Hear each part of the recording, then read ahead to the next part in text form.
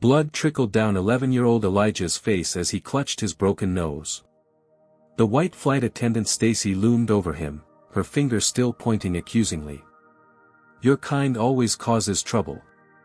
Then the cockpit door opened and Captain Terrence Washington stepped out. "What happened to my son?" Before we get into this shocking story about what happened at 30,000 feet, let me know where you're watching from in the comments. If you're ready to witness how justice unfolds above the clouds, hit that like button and subscribe to see more incredible true stories of people who learned their assumptions can cost them everything.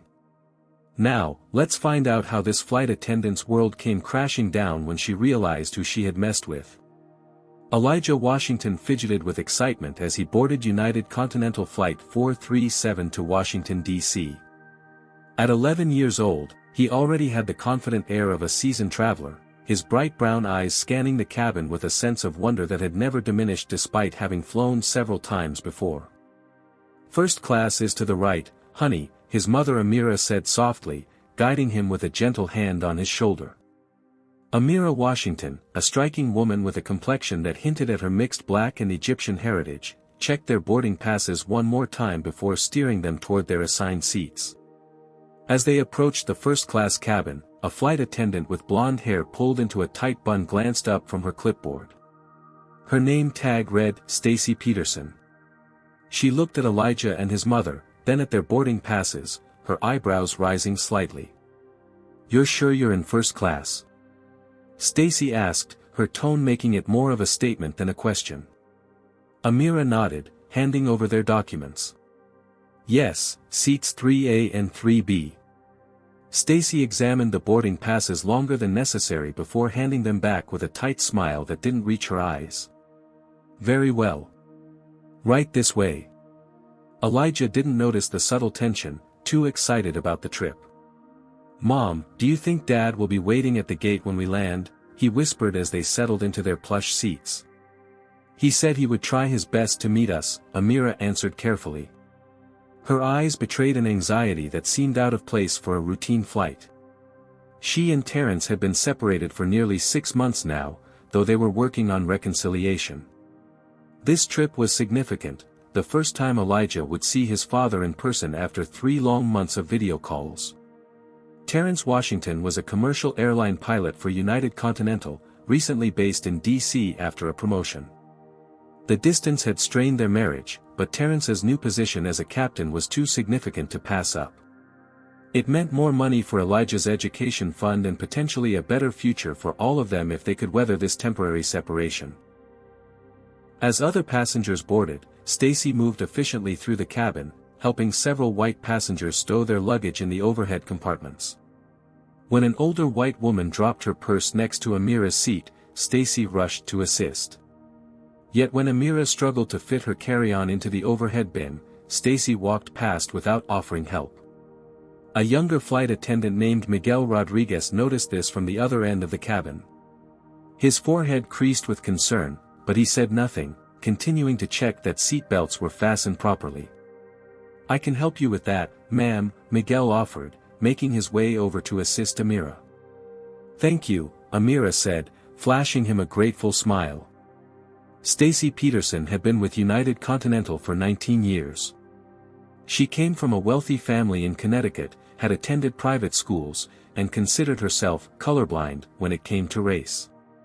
She prided herself on treating all passengers equally, though she often failed to recognize her own biases. Her father had been a commercial pilot in the 70s and 80s, and she'd grown up hearing his complaints about affirmative action, lowering standards, in the industry. Elijah pulled out a book about aviation from his backpack, flipping through pages that detailed how jet engines worked. He'd been fascinated by planes since he was 4 years old, building model aircraft and memorizing facts about different commercial airliners. Having a pilot for a father only fueled this passion. At school, Elijah excelled in science and mathematics, earning him a reputation as the smart kid among his classmates at Lincoln Elementary.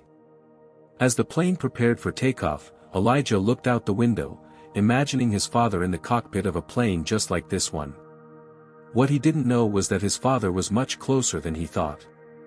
2 hours into the flight, the plane hit a patch of turbulence. The seatbelt sign dinged on, and Stacy's voice came over the intercom, asking all passengers to return to their seats. Elijah, who had been playing his handheld game, gripped the armrests as the plane shuddered. He'd been playing with headphones, but the batteries had died 20 minutes earlier. "It's okay, honey," Amira reassured him, placing her hand over his. "Just a little rough air." Elijah nodded, returning to his game without headphones. The sound effects were barely audible over the engine noise, but apparently not quiet enough for the man sitting across the aisle. Warren Blake, a middle-aged investment banker in an expensive suit, cleared his throat loudly.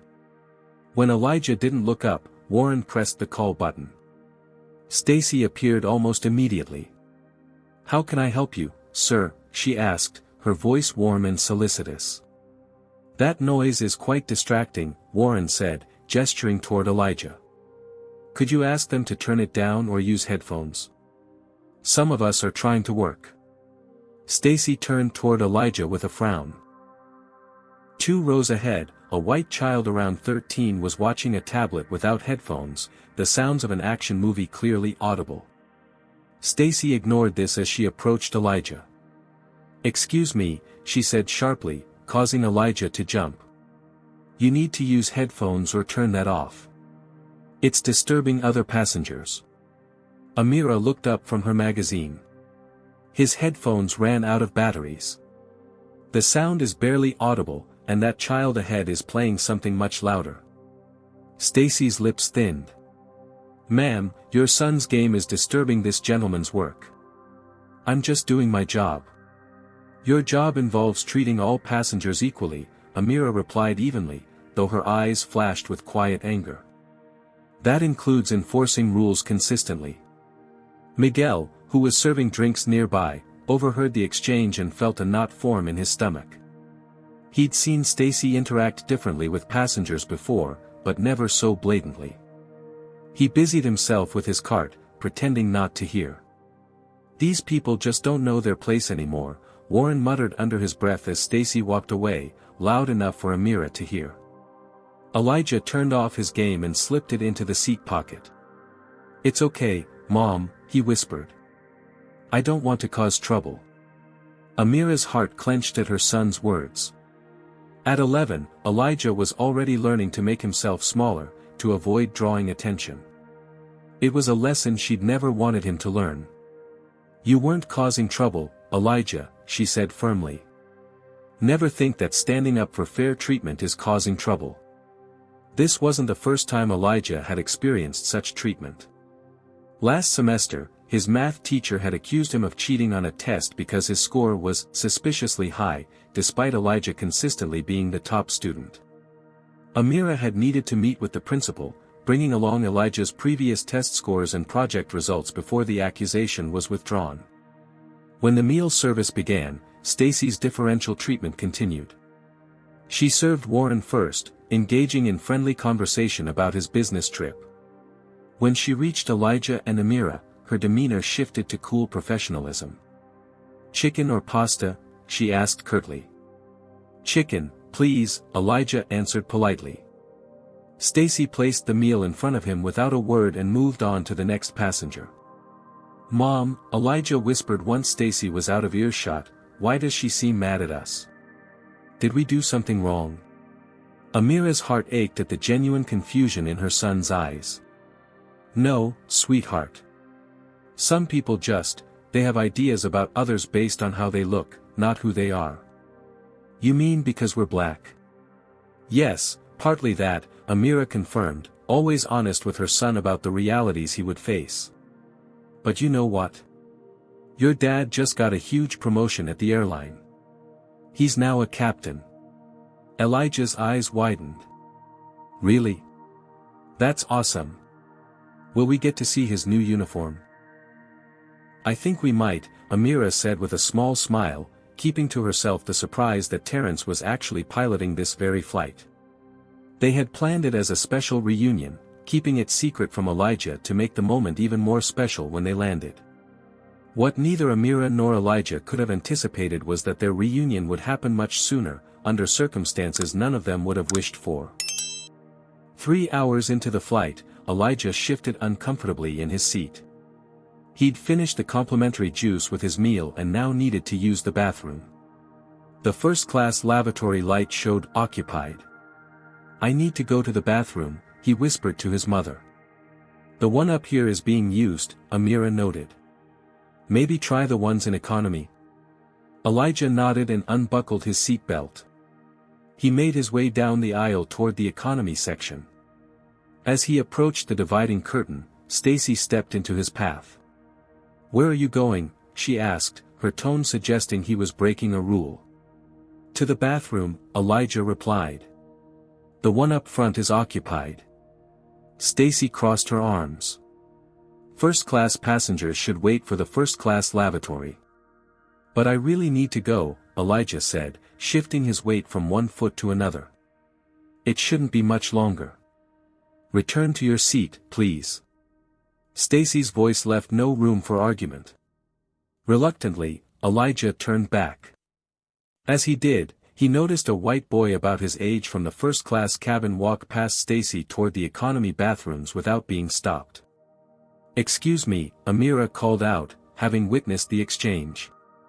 "Why is that child allowed to use the economy bathroom but my son isn't?" Stacy flushed slightly. "He didn't ask permission. So it's allowed, but only if you don't ask first." Amira's voice remained calm but carried an edge of steel. "Ma'am, I'm simply trying to maintain order on this flight," Stacy replied, her jaw tightening. Elijah returned to his seat, increasingly uncomfortable.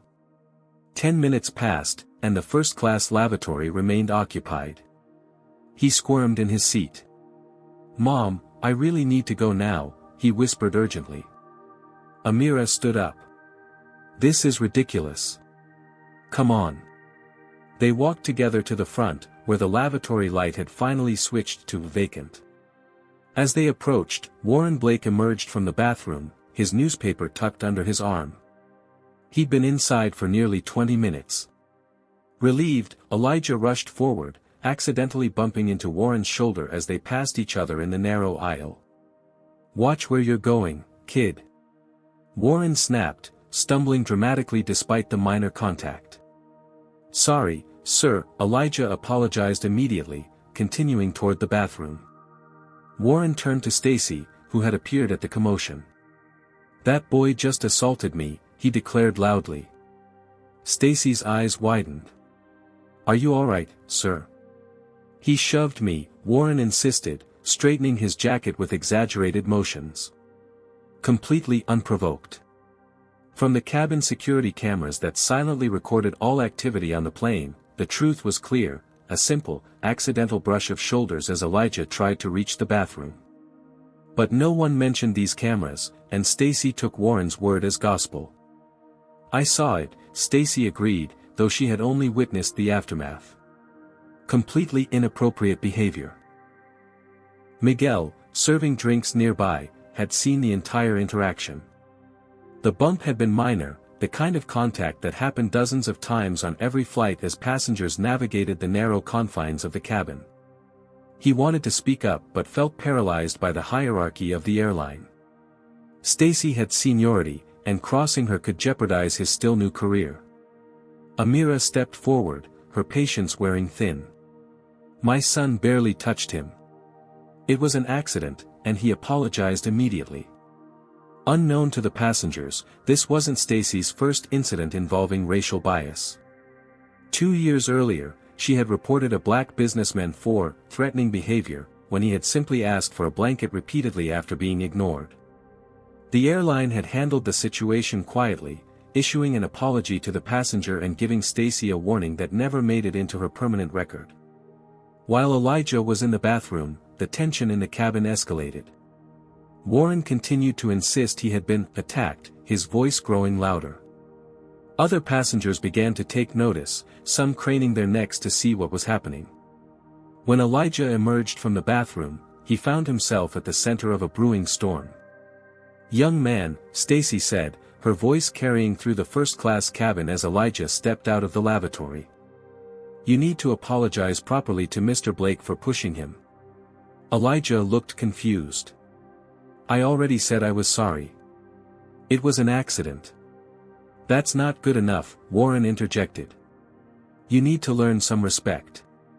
Amira stepped between them and her son. He bumped into you accidentally and apologized immediately.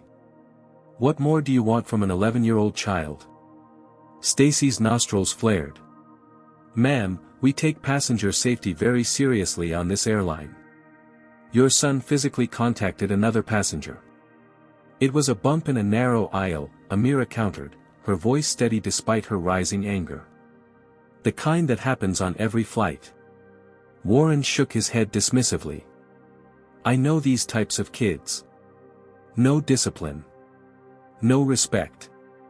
Frankly, I'm surprised to see them in first class at all. The comment hung in the air, its racist implication unmistakable. Several passengers gasped. A white woman in row 2 looked uncomfortable, while an Asian man in row 4 glared at Warren. What exactly do you mean by these types of kids? Amira asked, her voice dangerously quiet. Have you ever witnessed discrimination like this in public? Comment number 1 if you've ever stood up against racism when you saw it happening. Or comment number 2 if you think Amira should just try to de-escalate the situation to protect her son. Don't forget to hit that like button if you believe everyone deserves to be treated with dignity regardless of their race. The situation was spiraling out of control, with more passengers turning in their seats to watch the confrontation. Amira discreetly pulled out her phone and began recording, aware that documentation might be necessary. I think we all know what he means, a middle-aged white woman chimed in from her seat.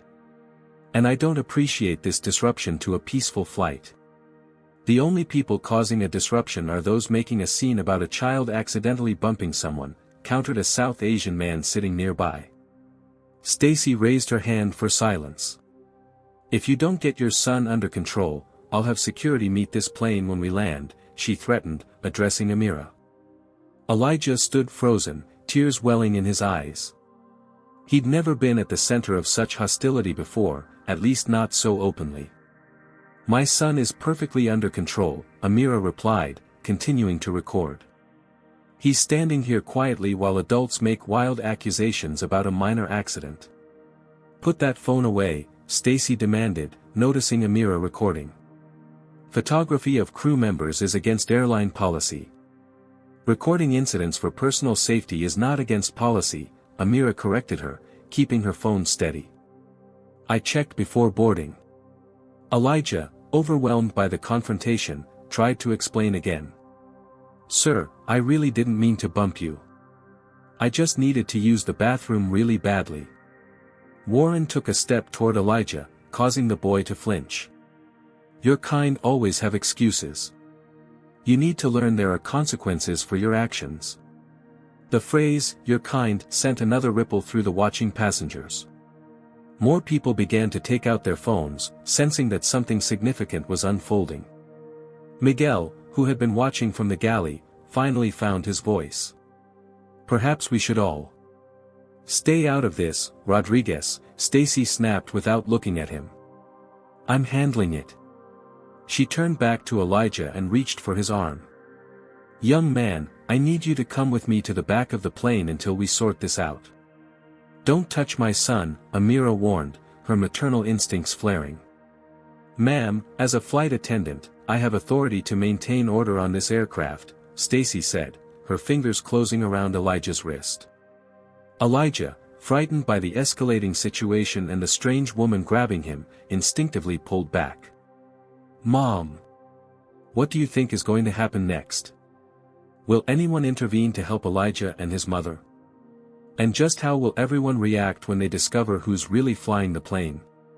Stay tuned as this confrontation reaches its breaking point. The moment Elijah pulled away from Stacy's grip, everything happened in a blur of motion and noise. Stacy, caught off balance by Elijah's reflexive movement, stumbled backward. Her hip bumped against an armrest, causing her to lose her footing. Anger flashed across her face, a look of indignation that someone had dared to challenge her authority. How dare you, she hissed, righting herself. Her composure shattered, revealing the prejudice that had been simmering beneath her professional veneer. "This is assault on a crew member." Before Amira could intervene, Stacy lunged forward and grabbed Elijah by the shoulders. With a forceful shove, she pushed the 11-year-old backward. The violence of her action caught everyone off guard, including Stacy herself, who seemed to be acting on pure emotion rather than rational thought. Elijah, unprepared for the force, fell backward. The back of his head narrowly missed the corner of a seat, but his face wasn't so lucky. The bridge of his nose collided with the hard metal edge of an armrest with a sickening crack that was audible even over the engine noise.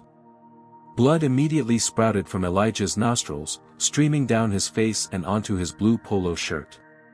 The bright crimson created a shocking contrast against the light fabric. "My baby!" Amira screamed, dropping to her knees beside her son. "Elijah! Oh my God, there's so much blood!" The cabin erupted in chaos. Passengers gasped in horror at the sight of a bleeding child. Several people stood up for a better view, while others shouted in anger. "She pushed him," yelled a woman from row 5. "I saw the whole thing."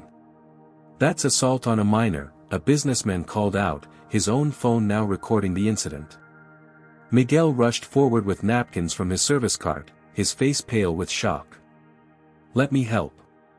I'm trained in first aid," he said, kneeling beside Elijah and Amira. Elijah whimpered in pain, his eyes wide with shock and fear. Blood soaked through the napkins almost immediately. As Miguel gently tilted the boy's head back to slow the bleeding, it became clear that Elijah's nose was broken, the bridge visibly misaligned. Stacy stood motionless, the reality of what she had done slowly dawning on her. For a brief moment, horror flashed across her face, quickly replaced by desperate self-preservation. "He attacked me," she insisted, though her voice lacked conviction. "I was defending myself from an aggressive passenger."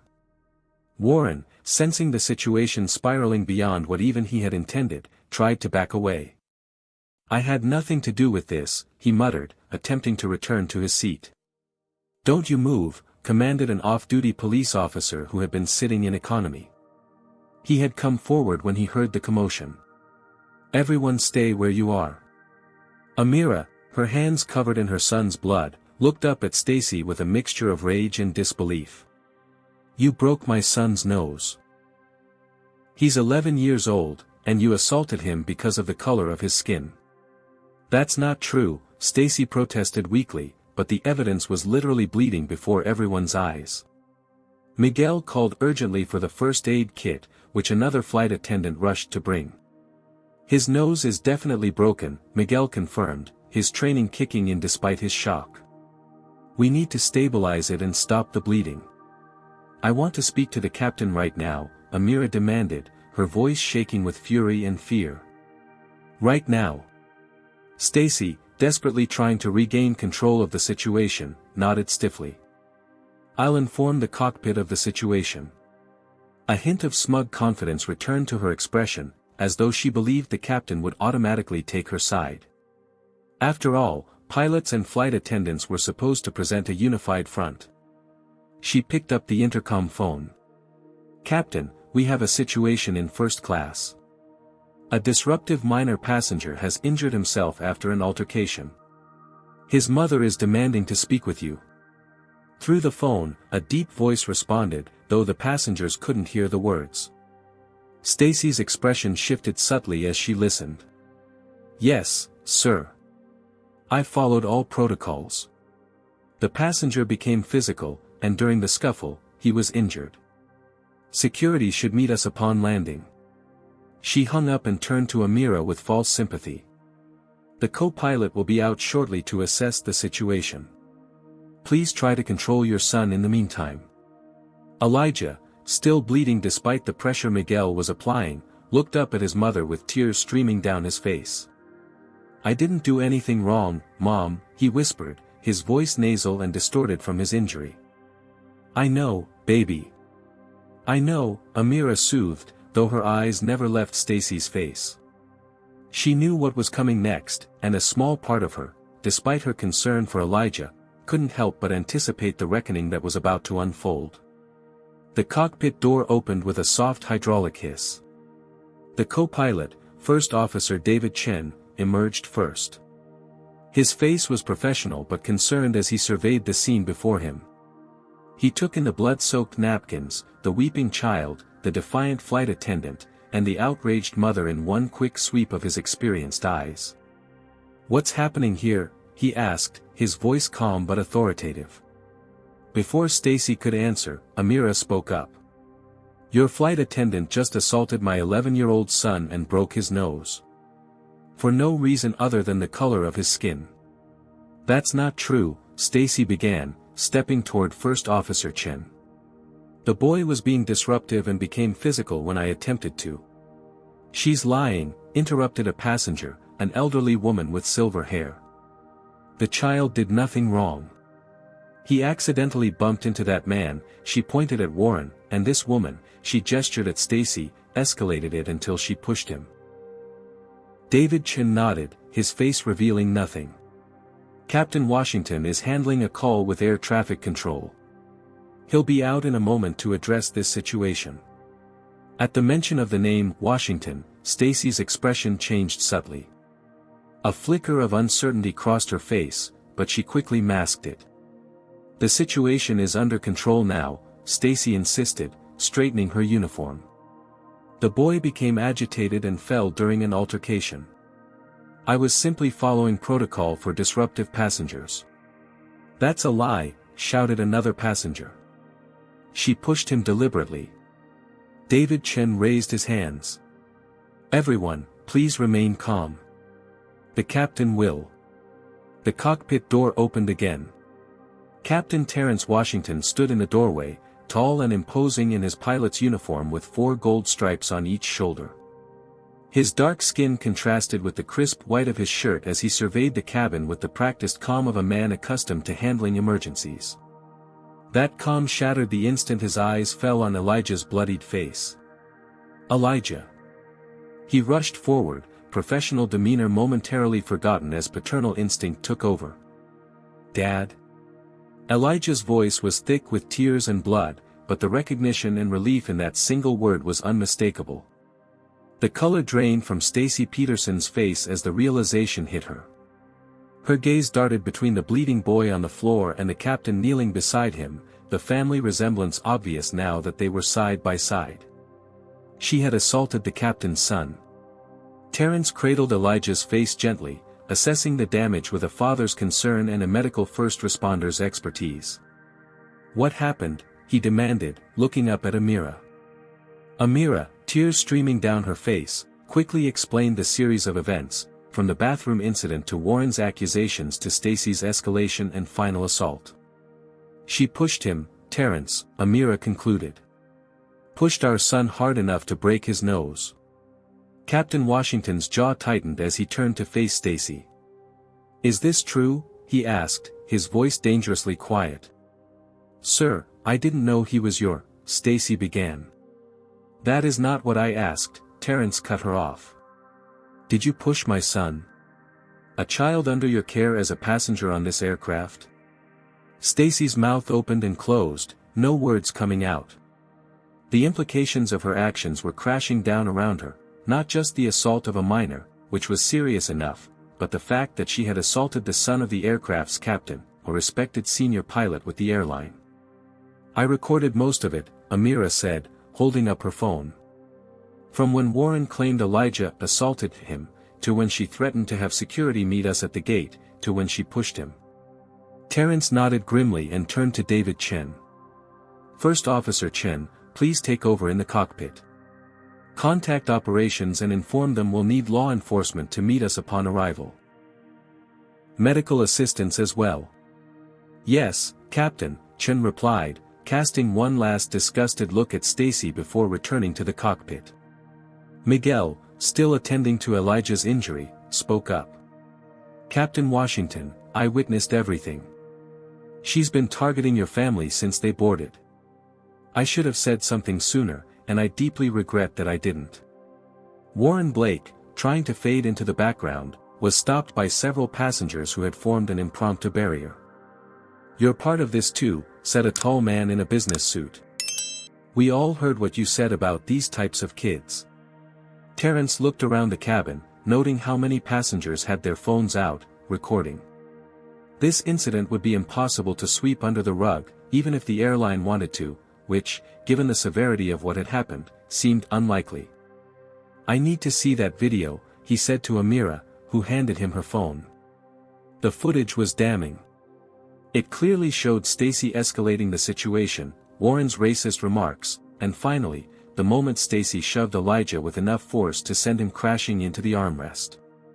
"Dad, my nose really hurts," Elijah whimpered, bringing Terrence's attention back to his son's immediate needs. "I know, buddy. We're going to get you taken care of," Terrence assured him, squeezing his hand gently. To Miguel, he added, "Do we have ice on board?" "Yes, Captain." "I'll get it right away," Miguel replied, hurrying to the galley. Terrence turned back to Stacy, who stood rigidly, her face a mask of barely contained panic. "Ms. Peterson, you are relieved of your duties for the remainder of this flight.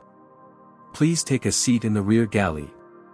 You are not to interact with any passengers or crew except as directed by me." "Captain, please," Stacy began, desperation creeping into her voice. "I've been with this airline for 19 years. My record is spotless. I didn't know he was your son. And that makes it acceptable?" Terrence's voice was like ice. "If he had been someone else's child, would that make assaulting him okay?"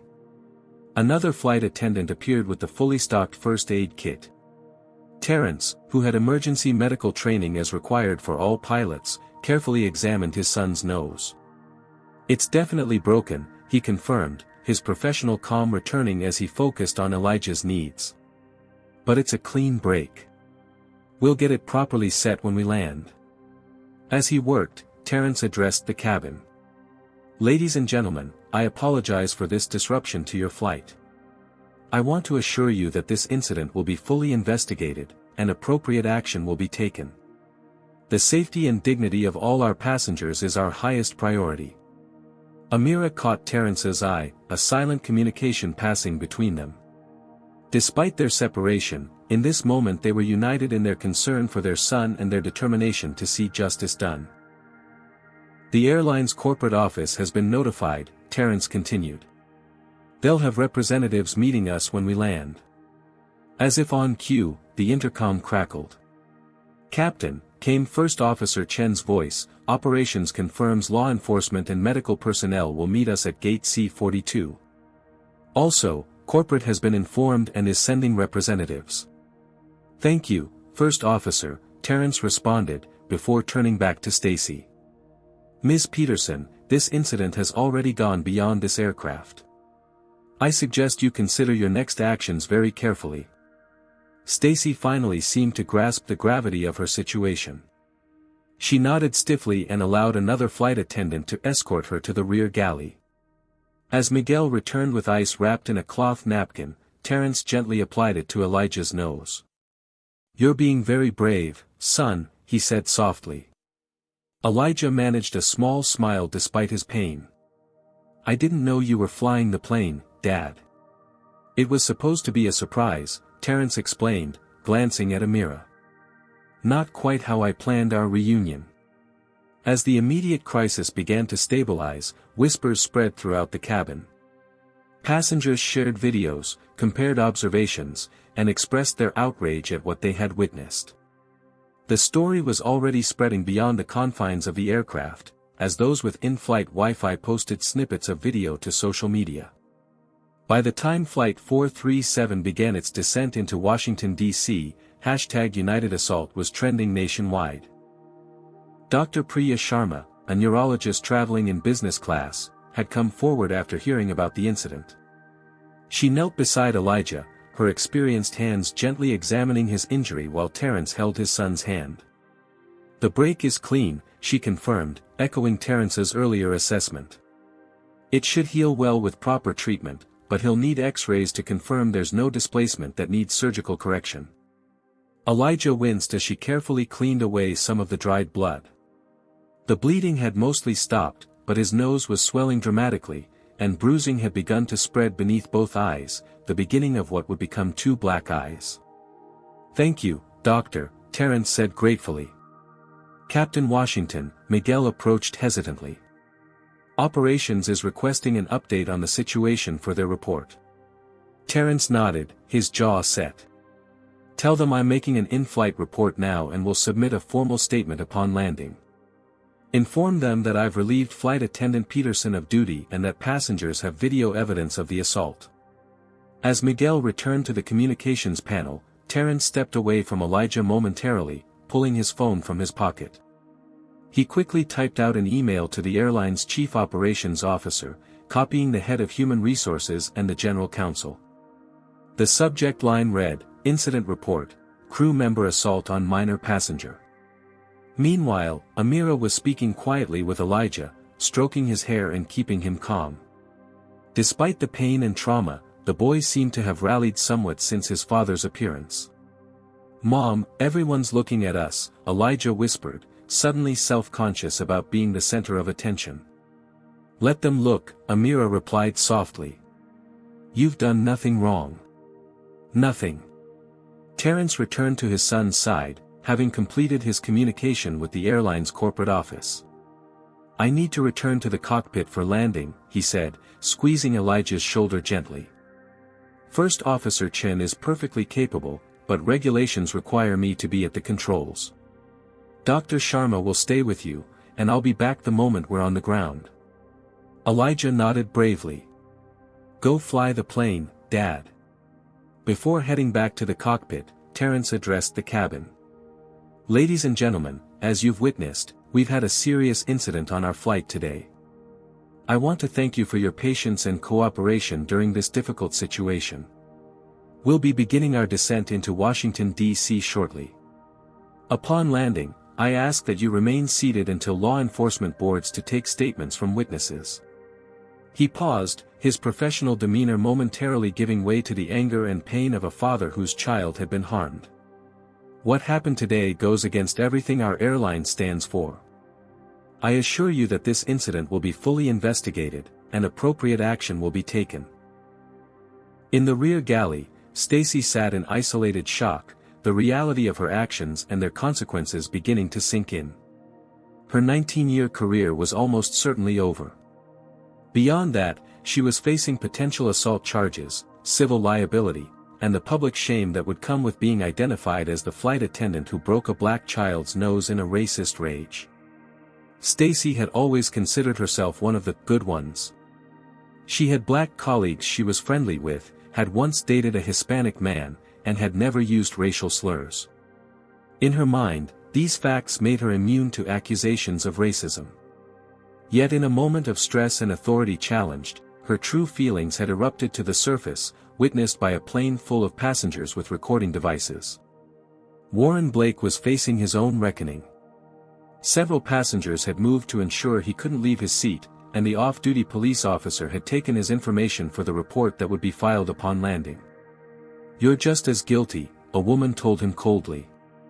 "You started this whole thing with your lies and your racist comments."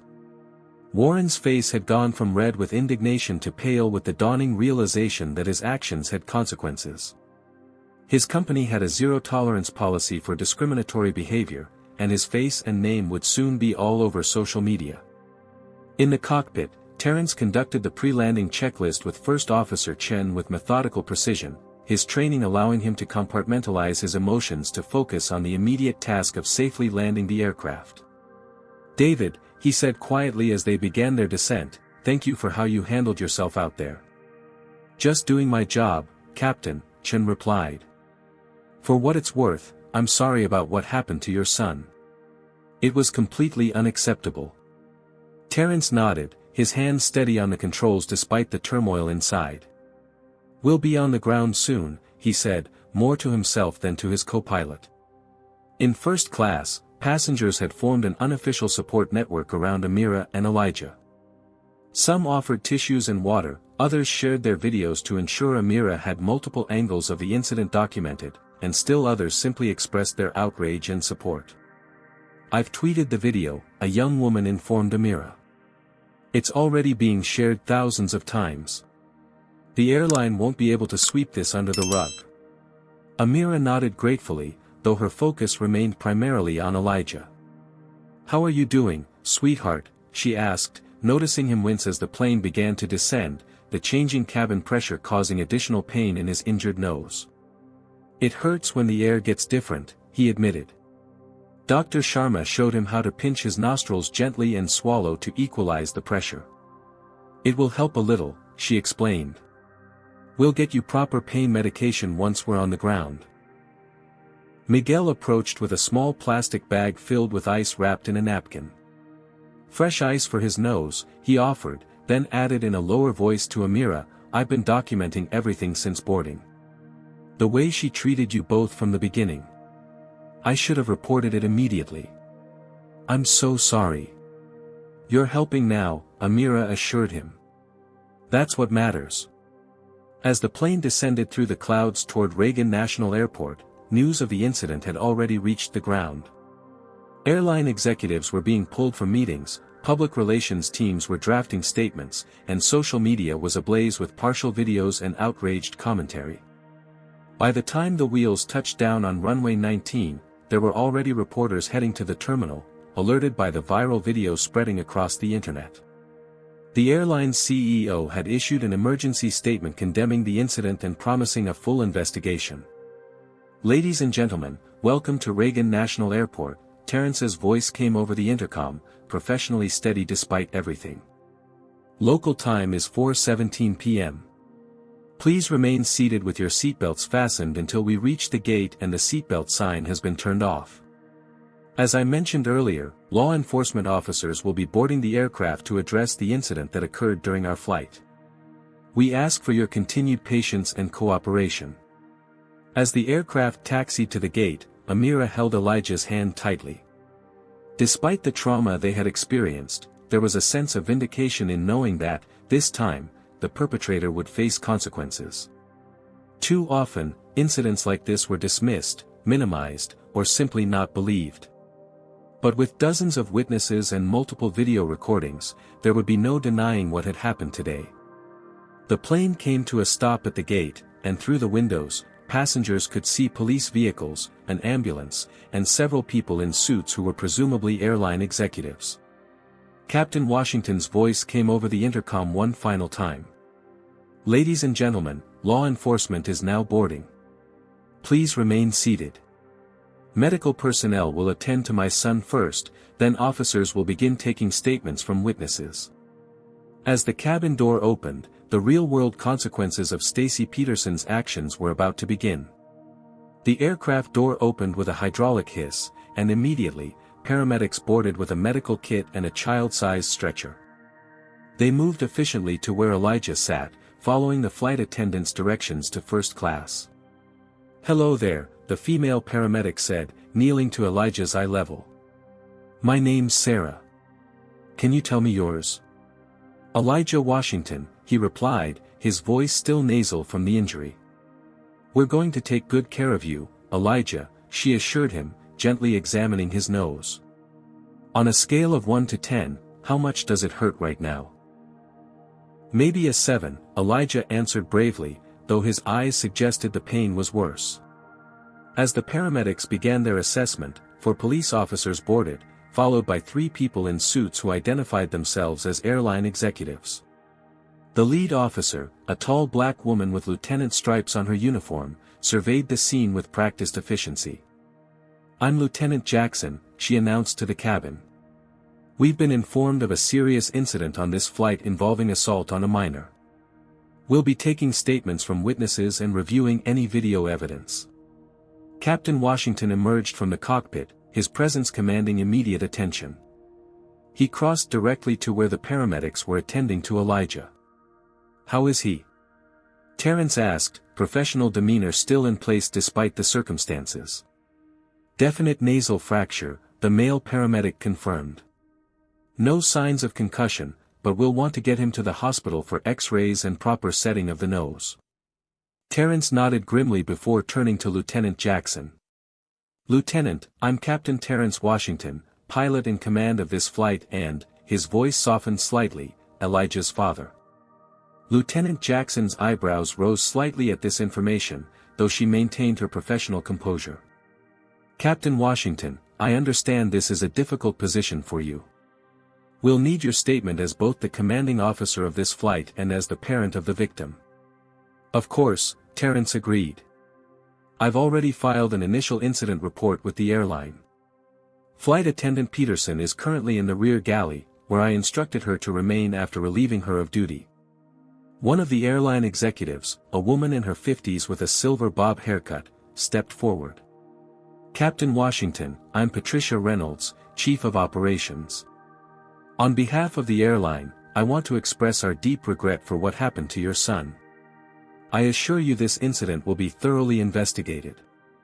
With respect, Ms. Reynolds, Terrence replied, his voice cold, regret isn't enough. My son was assaulted by one of your employees in full view of dozens of witnesses. This goes beyond an internal investigation. Patricia nodded soberly. I understand, Captain. We're fully cooperating with law enforcement and taking this matter with the utmost seriousness. Lieutenant Jackson motioned to her officers. Officer Chen, please escort Flight Attendant Peterson off the aircraft for questioning.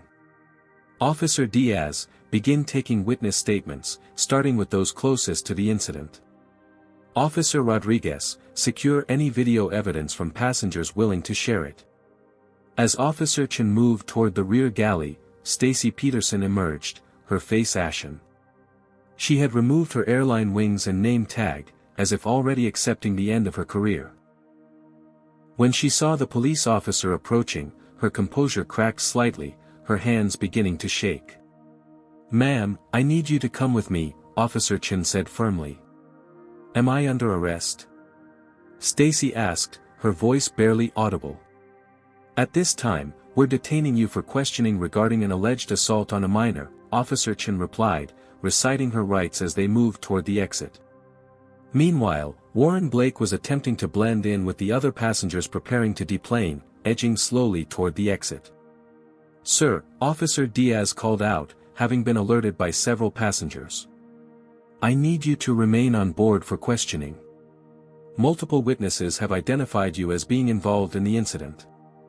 Warren froze, then slowly turned back. I wasn't involved in the assault, he protested weakly. I merely reported disruptive behavior.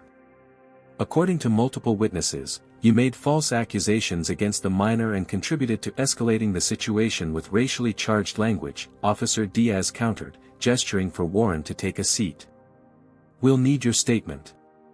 As the officers continued their work, the paramedics prepared to move Elijah. We're going to transfer you to Children's National Hospital, Sarah explained to both Elijah and his parents. They have pediatric specialists who can properly treat your injury. Amira gathered their belongings while Terrence helped the paramedics transfer Elijah to the stretcher. Despite everything, Elijah remained remarkably composed, though tears welled in his eyes when they secured the straps around him. Dad, are you coming with me? He asked anxiously. I'll be right behind you, Terrence promised. I need to give my statement to the police, then I'll meet you at the hospital. Mom will ride in the ambulance with you. As the paramedics prepared to wheel Elijah off the plane, Miguel Rodriguez approached, having finished his immediate duties. Captain Washington, Mrs. Washington, he said, his voice heavy with regret. I want you to know that I've given a full statement about everything I witnessed, not just today's incident but Ms. Peterson's behavior from the moment you boarded. I should have intervened sooner, and I'm deeply sorry that I didn't. Thank you for coming forward now, Amira said gently, recognizing the young man's genuine remorse. Terrence nodded in agreement. Your testimony will be important. As Elijah was wheeled toward the exit, passengers began to applaud softly, a gesture of support for the brave young boy. Elijah, despite his pain and confusion, managed a small wave that brought tears to many eyes. Outside, the story was growing by the minute.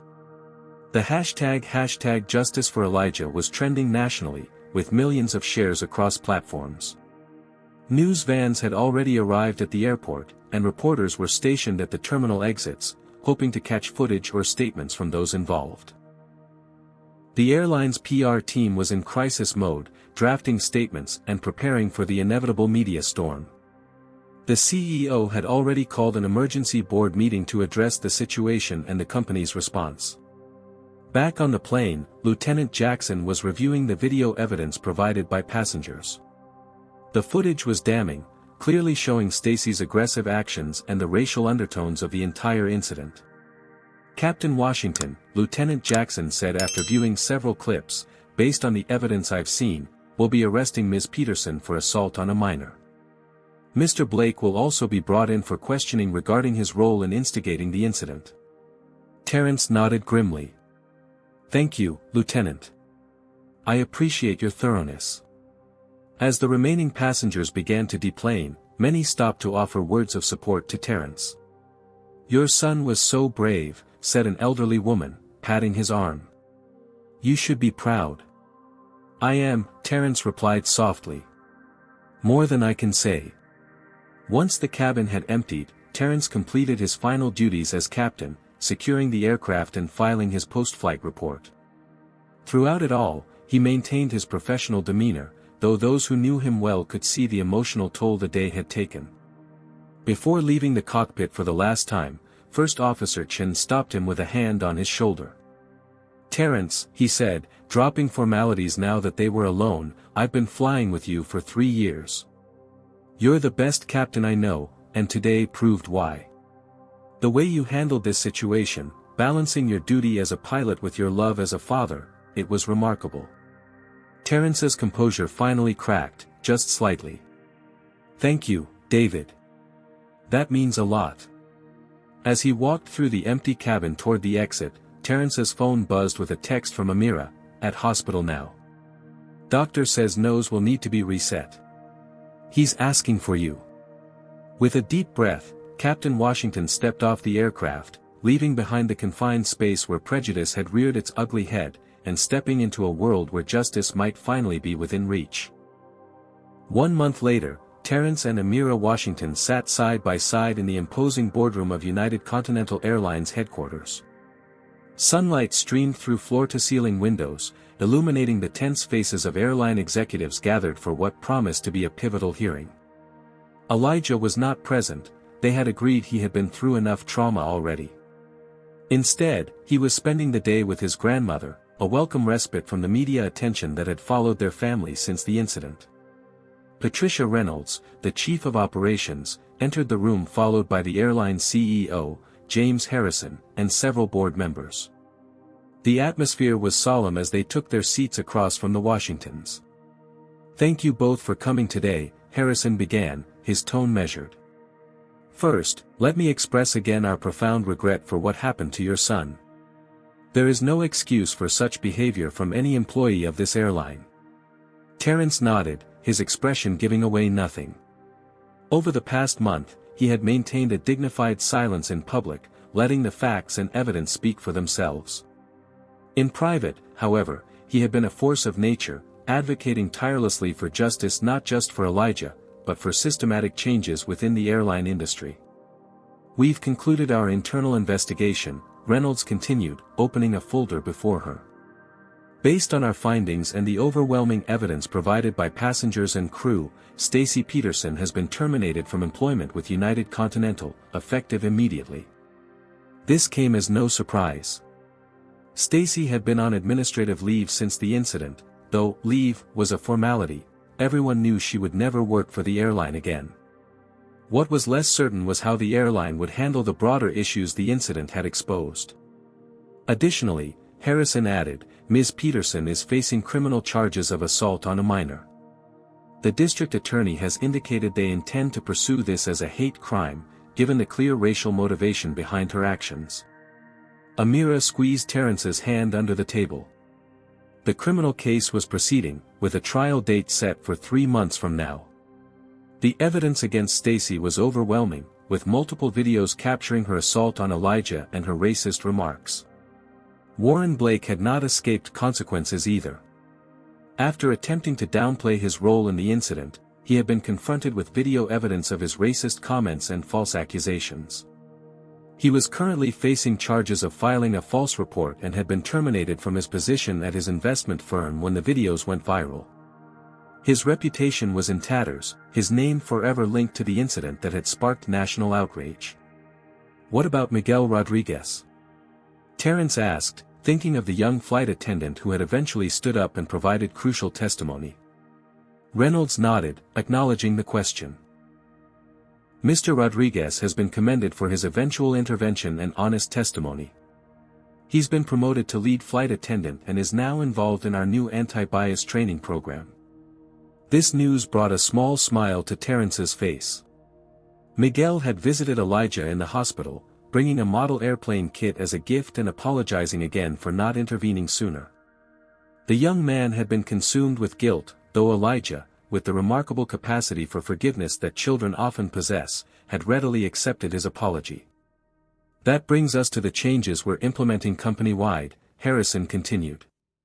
Based in part on your recommendations, Captain Washington, we're overhauling our anti-bias training for all staff. This will not be a one-time sensitivity seminar, but an ongoing educational program with real accountability measures. Terrence had indeed provided detailed recommendations, drawing from his 20 years of experience in an industry where black pilots remained woefully underrepresented.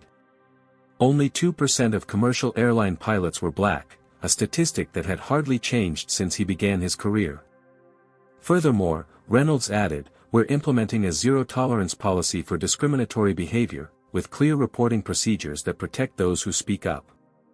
We're also creating a diversity and inclusion task force, and we'd like you to consider taking a leadership role, Captain Washington.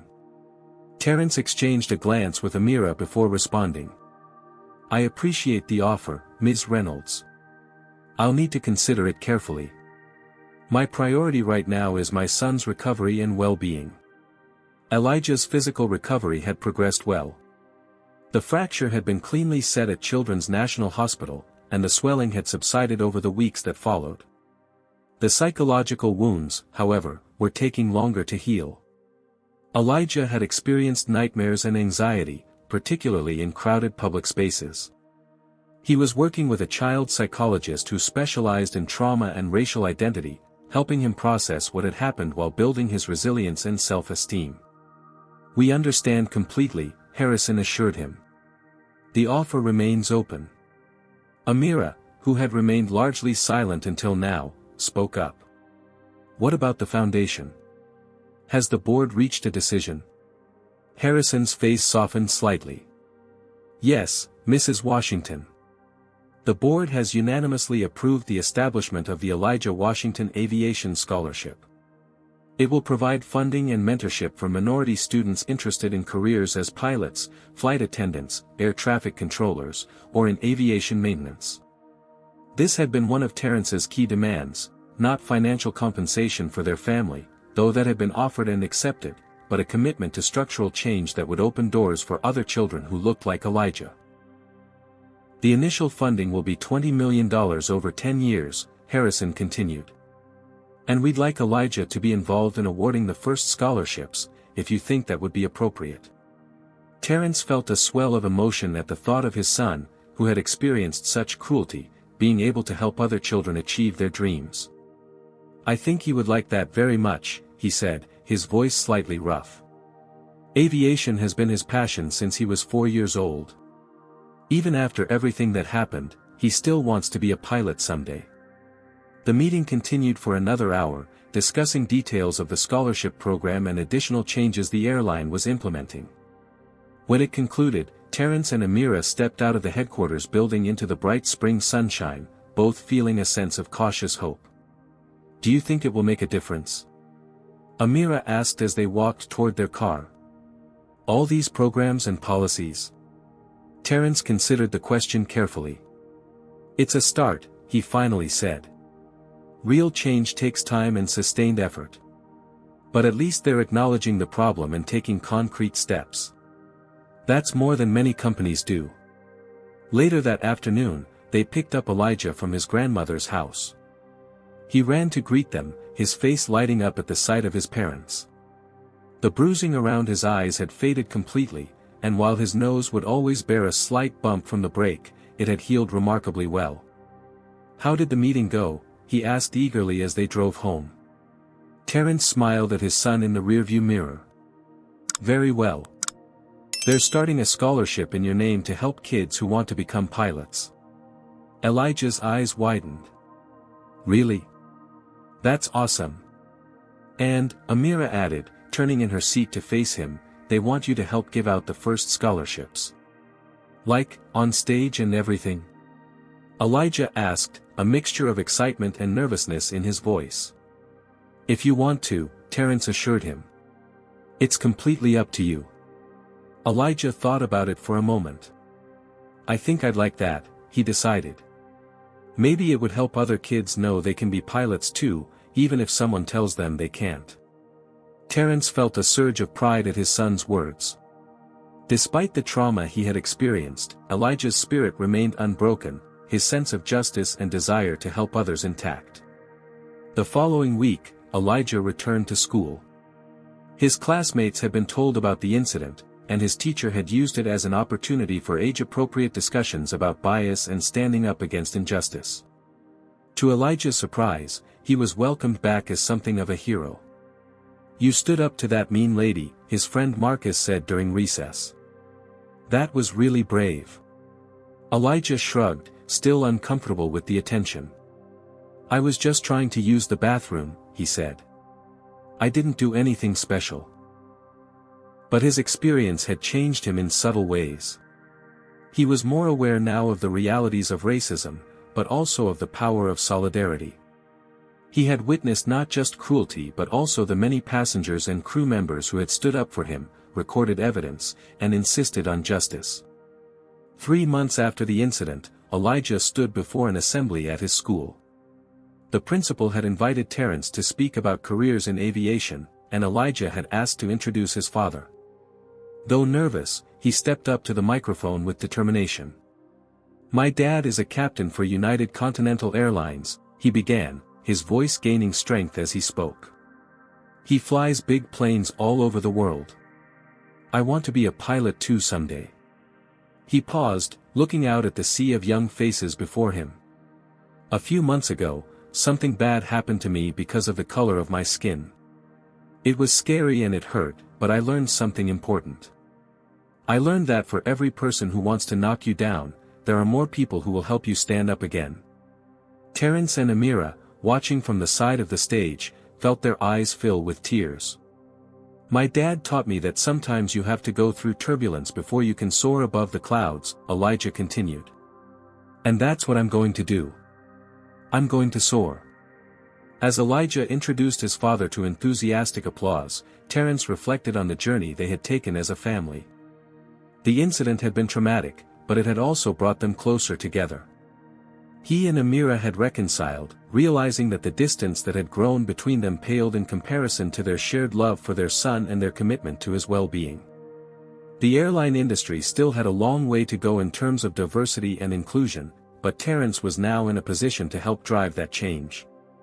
The Elijah Washington Aviation Scholarship was already receiving applications from promising young students across the country, and Terence had agreed to chair the airline's new diversity task force, with the understanding that his recommendations would be taken seriously. As for Stacy Peterson, she had pled guilty to assault charges, accepting a plea deal that included community service, a substantial fine, and mandatory anti-bias education. Her 19-year career was over, her reputation destroyed by 5 minutes of uncontrolled rage and prejudice. It was a high price to pay, but as Terence had told Elijah, actions have consequences, and part of justice is accountability. In the flight simulator where Terence sometimes took Elijah on weekends, father and son sat side by side in the replica cockpit, hands on the controls as they navigated through virtual clouds. "You're doing great, Elijah," Terence said, watching his son's careful adjustments to their altitude and heading. "Perfect control through that turbulence." Elijah grinned, his confidence growing with each successful maneuver. "It's just like you said, Dad.